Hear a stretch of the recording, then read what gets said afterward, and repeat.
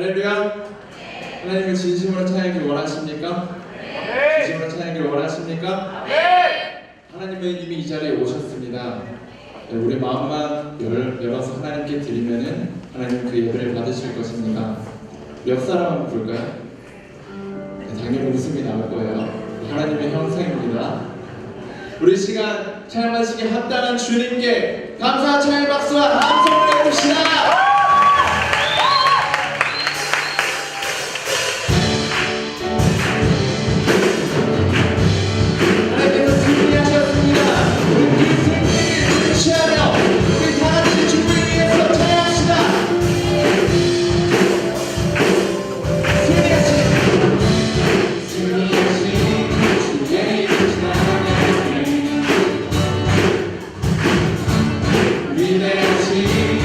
Name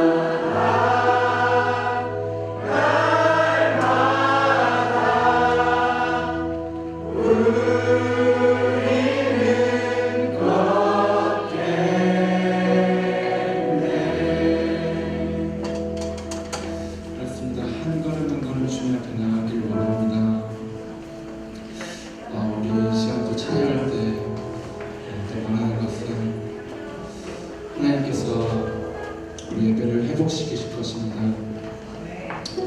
예수님께서 나의 힘이 되십니다. 내가 가장 힘들 때, 내가 가장 어려울 때, 내가 가장 큰 고난을 받는다 생각할 때, 주님께 기도할 때마다 주님께서 나에게 힘이 되셨습니다. 우리가 그 주님을 생각하며 우리의 열정을 드리며 우리가 주님 앞에 예배하며 나아갈 때 정말 신령과 진정으로 예배드리길 원합니다.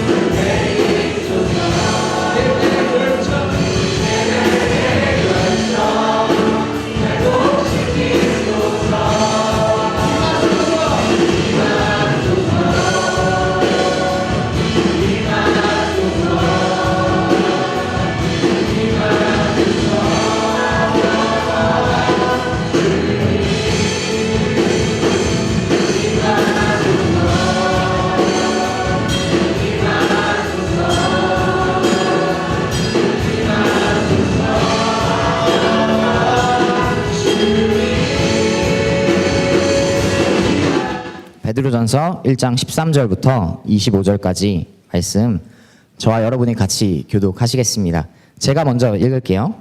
13절. 그러므로 여러분은 마음의 허리를 동이고 정신을 차려 예수 그리스도께서 나타나실 때 여러분에게 주실 은혜를 끝까지 바라보십시오. 여러분은 순종하는 자녀로서 전에 무지한 가운데 따라 살던 욕망을 본받지 말고 여러분을 부르신 분이 거룩하신 것처럼 여러분도 모든 행실에 거룩한 사람들이 되십시오. 기록되기를 내가 거룩하다.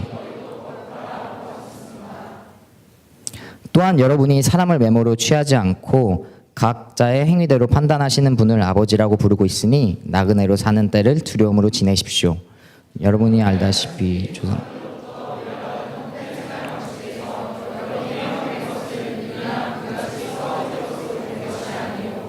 오직 흠도 없고 점도 없고 이 어린 양 같은 그리스도의 보배로운 피로 된 것입니다. 그리스도는 창세전부터 미리 알려주셨고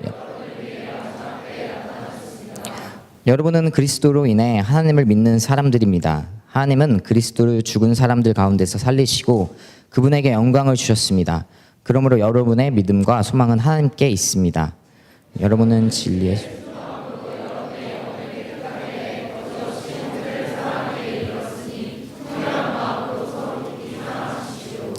여러분이 거듭난 것은 썩어질 씨로 된 것이 아니라 썩지 않을 씨로 된 것이니 곧 하나님의 살아있고 항상 있는 말씀으로 된 것입니다.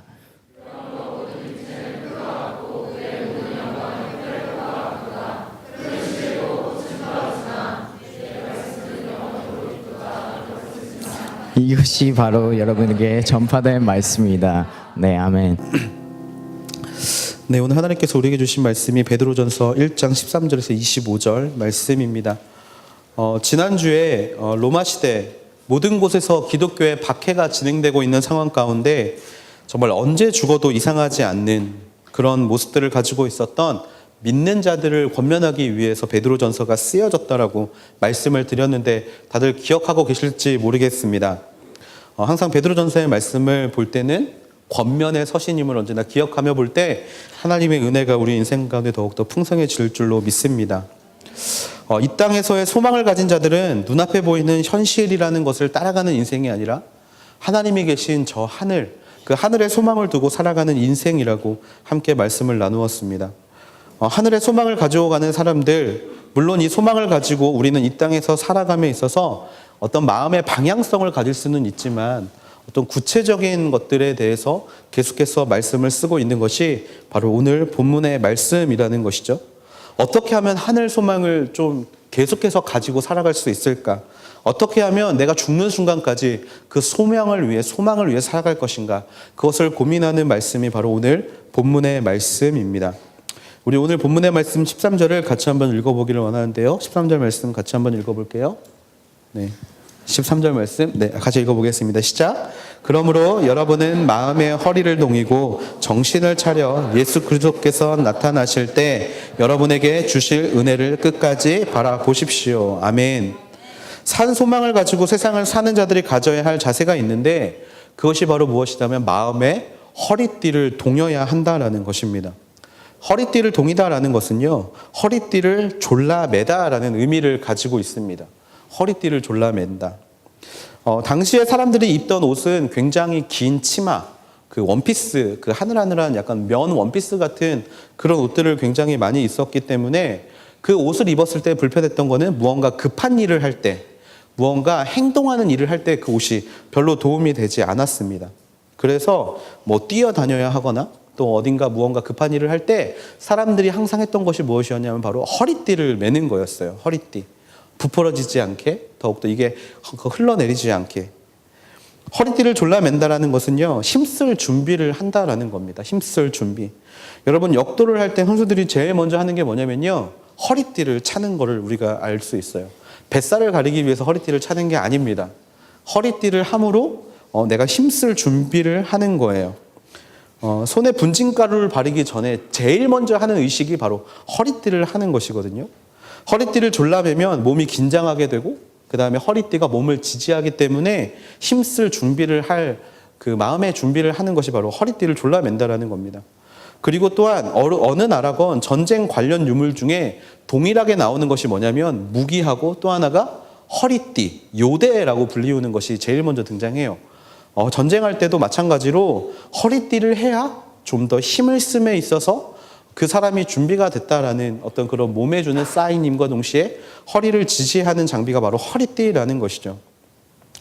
에베소서 6장에 보면 하나님의 전신갑주에 대한 이야기가 나옵니다. 에베소서 6장 14절에 보면 그러므로 여러분은 굳건히 서서 진리로 허리띠를 띠어라 라는 말씀이 나와요. 전신갑주를 입을 때 제일 먼저 나오는 것이 바로 이 허리띠입니다. 근데 이 허리띠가 어떤 허리띠냐면 바로 진리의 허리띠라는 것이죠. 우리를 지지하는 것, 우리가 힘을 쓰기 위해서 기본적으로 가지고 있어야 할 것이 바로 허리띠라는 것이죠. 말씀은 진리로 허리띠를 띠라고 이야기를 합니다. 왜냐하면 진리가 바탕이 되어야만 우리가 힘을 쓸 수 있기 때문에. 세상 사람들과 여러 담론으로 이야기를 할 때 우리가 말씀에 대한 진리가 있다면 우리는 흔들리지 않아요. 그런데 이 말씀에 진리가 없다면 우리는 흔들리게 되어 있습니다. 왜? 우리가 믿고 있는 게 뭐가 맞는지 모르겠기 때문에 우리는 흔들릴 수밖에 없다라는 것이죠. 그래서 말씀은 계속해서 허리띠라는 것을 굉장히 강조합니다. 진리의 허리띠를 띠어라. 허리로 너의 모습을 다시금 다음으로 나아갈 준비를 해라 라는 것을 이야기를 하고 있다라는 것이죠. 오늘 본문에 나타나는 허리를 동이라는 것은요, 힘쓸 준비를 하라는 겁니다. 마음의 허리띠를 동여라. 여러분의 마음으로 하나님의 이 산 소망을 가지고 어떻게 살아갈 것인가, 그 힘쓸 준비를 하라고 우리에게 권면하고 있는 것이죠. 넘어지지 않도록, 또 힘을 써야 할 때 그 힘이 다른 곳을 향하지 않도록 목적성을 가지고 방향성을 가지고 달려갈 수 있도록 하나님이 우리를 권면하고 계시는 것이 바로 이 힘쓸 준비를 하라는 것입니다. 특별히 하늘 소망을 가지고 살아가는 백성들, 너희의 삶의 태도를 이전과 같이 할 것이 아니라 전쟁의 준비를 하고 또 긴장함으로 다음의 스텝을 밟을 준비를 하라는 하나님의 메시지라는 것이죠. 출애굽한 이스라엘 백성들은요, 허리띠를 동여매고 약속의 땅을 향해 출발합니다. 허리띠를 동여매고 가기 시작한 거예요. 가는 길에 수많은 전쟁과 굶주림, 역병 등이 그들 앞에 펼쳐져 있을 때 언제든지 힘쓸 준비, 언제든지 하나님께 소망을 둘 준비, 언제든지 그것들을 이길 만한 준비를 하면서 달려가는 것이 바로 이 출애굽한 백성들이 가지고 있었던 마음의 허리띠를 동인 자세였다라는 겁니다. 그리고 그 마음이 있었기 때문에 그들은 끝까지 그 길을 달려갈 수 있었던 거죠. 얼핏 보면 잘못 돌아온 길 같아 보이고 후세에 우리들이 봤을 때 15일이면 갈 길을 43년이라는 시간이 걸려서 도착한 그들이 제대로 가지 못한 것처럼 보일지 모르겠지만 하나님의 방향성을 가지고 달려온 그들의 인생을 하나님은 그렇게 허리띠를 메고 살아온 그들의 인생을 축복하시고 그 길을 달려갈 수 있도록 이끄셨다는 겁니다. 오늘 우리도 이스라엘 백성과 같은 삶을 살고 있습니다. 우리 안에는 누구나 하나님의 소망이 있어요. 저는 여러분 안에 하나님의 소망이 언제나 있는 것을 믿습니다. 여러분도 믿으시죠? 아멘. 그런데 우리의 인생은 어떤가요? 넘어지죠. 우리의 인생은 힘쓸 준비가 전혀 되어 있지 않습니다. 그 이유가 바로 베드로가 말한 것처럼 우리의 마음의 허리띠를 동이지 않았기 때문에 그렇다라는 것이에요. 허리띠를 동이지 않았기 때문에, 긴장하지 않고 살고 있기 때문에 힘을 내야 할 때 힘을 내지 못합니다. 또 준비해야 할 때 준비되어 있지 못하고요. 무언가 하나님이 바라시는 그 길에 서야 하는데 서 있을 준비가 되어 있지 않기 때문에 우리가 서지 못한다라는 겁니다. 그래서 하나님은 우리에게 이렇게 말씀하고 계시다라는 겁니다. 사랑하는 아들과 딸아, 허리띠를 동여 매라. 그리고 정신 차리고 언제든지 네가 힘을 쓸 수 있도록 준비해라. 네가 준비할 때 너는 넘어지지 않을 것이고 네가 동여맨 그 허리띠로 인하여 너는 허리를 곧게 세우고 하나님의 일을 이뤄갈 수 있을 것이다. 누가 너를 죽이려 하느냐? 그것 가운데 네가 허리띠만 동여매고 있다라면, 하나님을 향한 소망만 바로 가지고 있다라면 넘어지지 않을 것이고 무너지지 않을 것이다 라고 우리를 권면하고 계시다라는 것이죠. 사랑하는 하늘대학교 여러분이 마음의 허리띠를 동이게 되기를 축원합니다. 마음의 허리띠를 동이고 언제나 긴장함으로, 하나님 앞에 긴장함으로 언제나 넘어지지 않고 나의 마음의 소망을 지킬 수 있는 여러분이 되기를 주님의 이름으로 축원합니다. 마태복음 13장에 보면 씨 뿌리는 자의 비유가 나옵니다. 씨 뿌리는 자의 비유에 우리가 가장 중요하게 생각해야 될 부분이 하나 있는데요. 바로 말씀을 받기는 하는데 정말 말씀을 받아서 씨를 뿌렸는데 그 씨가 잠깐 씨는 싹은 튀는데 곧 말라 죽는 장면이 등장합니다. 곧 싹이 나오긴 하지만 해가 돋은 후에 타서 뿌리가 없어져 버리는 마음밭. 바로 그 마음밭이 준비되어 있지 못하는 사람의 마음밭이에요. 소망은 있습니다. 소망이라는 흙은 있어요. 그래서 잠깐 싹을 맺을 수는 있어요. 수련회를 갔다 오든지 아니면 기도회를 갔다 오든지 그 마음 가운데 잠깐 그래 하나님 말씀대로 한번 살아보겠다는 의지는 생기는데 얼마 안 가서 시들어 버립니다. 왜? 깊지 못하기 때문에. 그것을 어떻게 깊게 합니까? 바로 말씀의 긴장함을 가질 때 그것이 깊어진다라는 것이죠. 하늘 소망을 가지고 있긴 하는데 소망이 아름답게 열매 맺지 못하기 때문에 넘어지고 무너짐을 반복하는 인생이라면 오늘 이 시간에 그 마음의 허리띠를 단단히 조이게 되기를 축원합니다. 긴장함으로 힘쓸 준비를 할 때 하나님께서 주신 소망을 하나님은 우리 가운데 아름답게 뿌리 내릴 수 있도록 이끌어 주신다라는 것이죠. 그렇다면 무엇이 우리 허리띠를 동이게 하는 것인가? 무엇이 허리띠를 동이라고는 하는데 어떠한 마음으로 하나님께 허리띠를 동여야 할 것인가? 라는 말씀이 14절과 15절에 나옵니다. 같이 한번 읽어볼게요. 14절과 15절 말씀. 네, 14절 15절 말씀 같이 읽어보겠습니다. 시작. 여러분은 순종하는 자녀로서 전에 무지한 가운데 살던 욕망을 본받지 말고 여러분을 부르신 분이 거룩하신 것처럼 여러분도 모든 행실에 거룩한 사람들이 되십시오. 하나님이 우리에게 허리띠를 동인다라는 것에 대한 정확한 목적을 우리에게 말씀하고 계십니다. 그것은 무엇이냐면 바로 욕망을 본받지 말고 모든 행실에 거룩한 사람이 되라는 것입니다. 무지한 가운데 사는 사람들은요, 하나님을 향해 소망만 있고 하나님께서 우리에게 보여주신 그 끝을 바라보지 못하고 달려가는 사람들, 이것을 성경은 무지한 사람이라고 이야기를 하거든요. 이 무지함 가운데 사는 사람들은요, 욕망을 따라 살 수밖에 없다라고 말씀은 이야기하고 있습니다. 그런데 그게 우리의 인생이 그런 인생으로 살아가고 있다는 것 우리는 너무나 잘 느끼고 있죠. 하루하루의 욕구를 채워가며 사는 것이 만족이라고 생각하는 사람들이 이런 사람들입니다. 여러분 가운데서도 이런 사람들이 있을 줄 압니다. 하루하루 그냥 내게 주어진 것들만 하다 보고 하고 하다 보면 언젠가 모든 것이 변하겠지라고 생각하는 사람들 있을 수 있습니다. 이 사람들의 특징은요, 밥 먹으면 배부르면 만족합니다. 그리고 잠을 오래 자면 만족하고요. 그냥 다음날 있는 학교 과제나 또 직장에서 일을 완수하면 그냥 그렇게 만족하며 사는 사람이에요.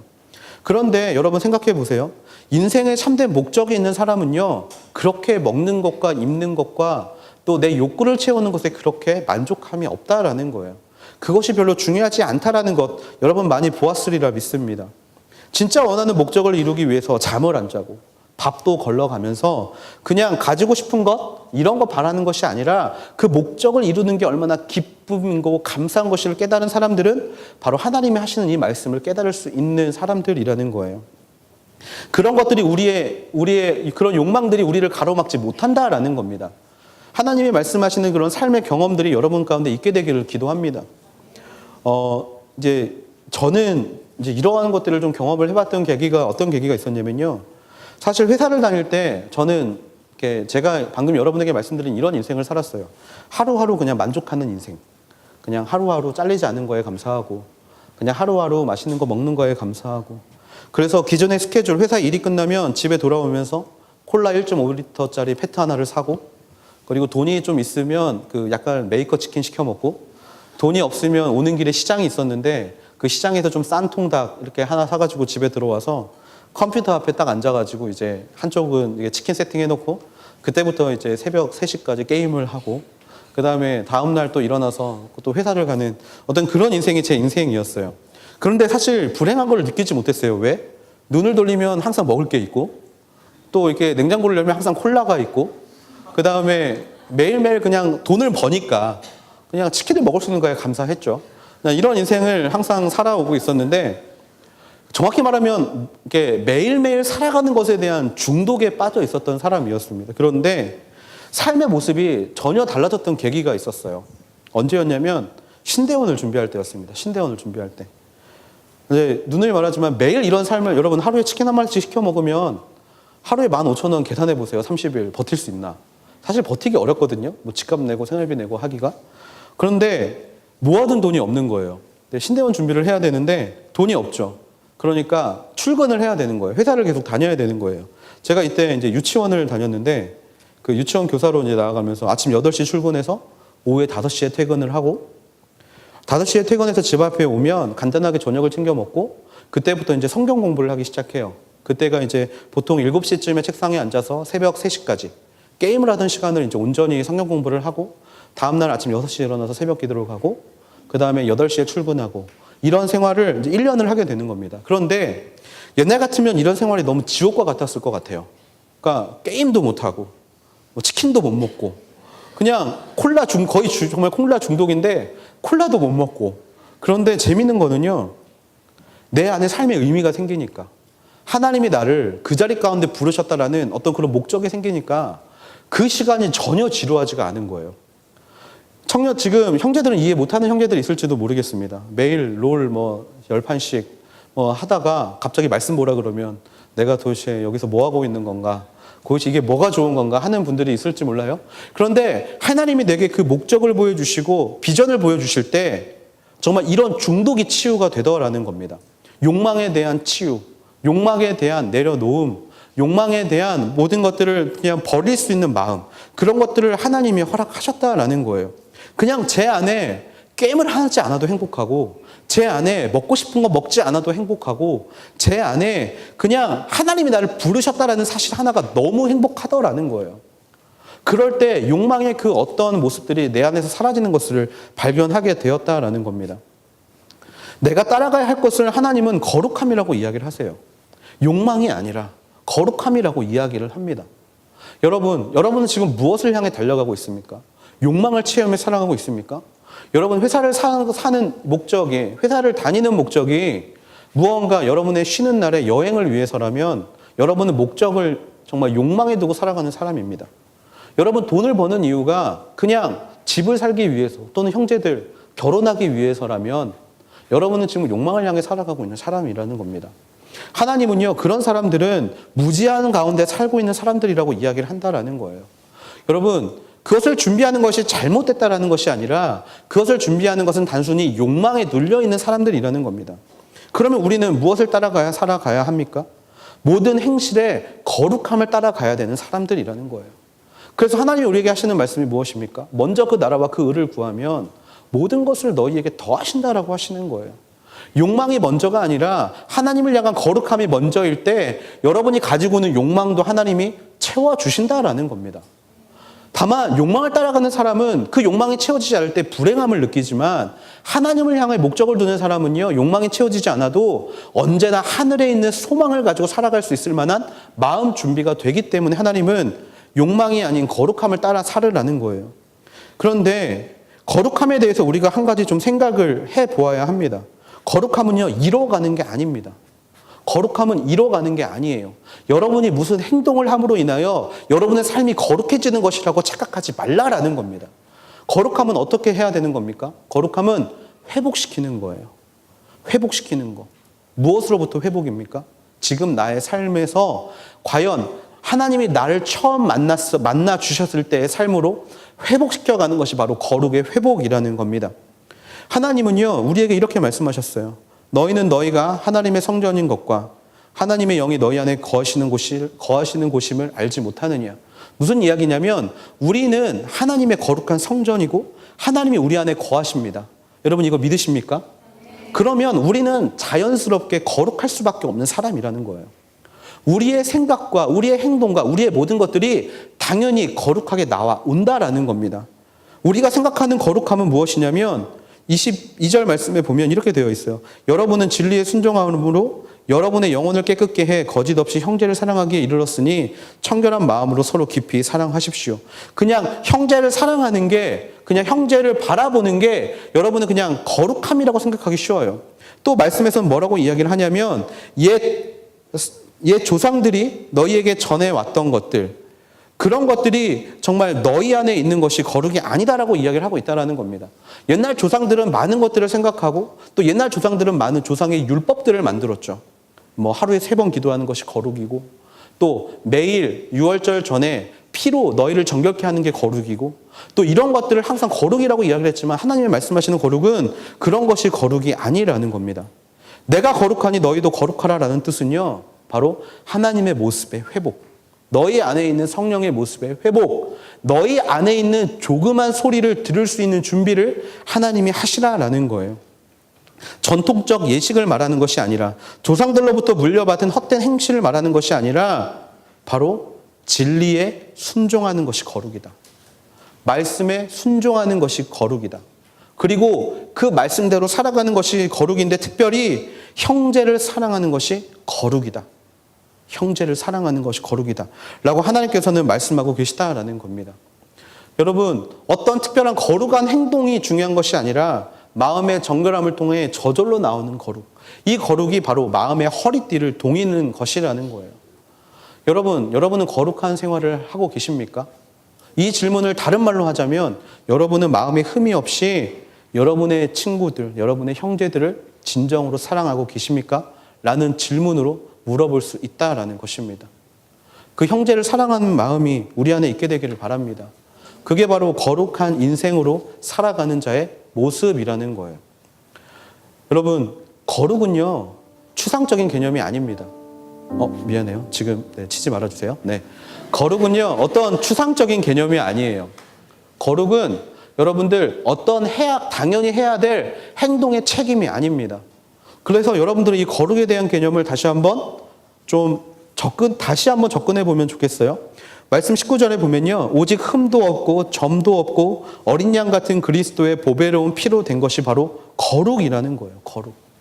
여러분이 하나님 앞에 진심으로 거룩에 대해서 고백을 하고 거룩하게 살겠다고 다짐을 했다라면, 그 보혈함을 의지함으로 나의 인생을 다시금 살아가는 것이 거룩이라는 겁니다.